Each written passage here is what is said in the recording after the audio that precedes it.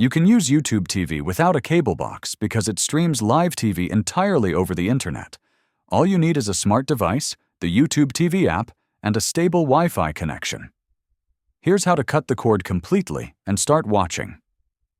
Begin by choosing the device you want to stream on.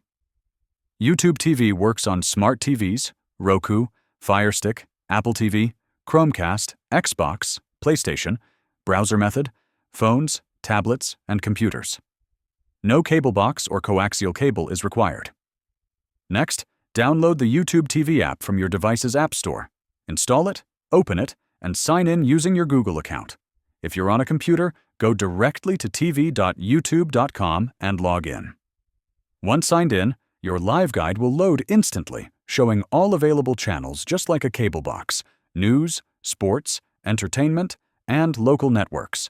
Select any channel to start watching. Use your remote, phone, or computer to change channels, view the guide, or access DVR recordings. YouTube TV's Cloud DVR stores unlimited recordings for 9 months, replacing the need for a cable DVR. You can even watch on multiple TVs without needing multiple cable boxes. Just install the app on each device. If this helped you, like the video and subscribe for more helpful YouTube TV guides.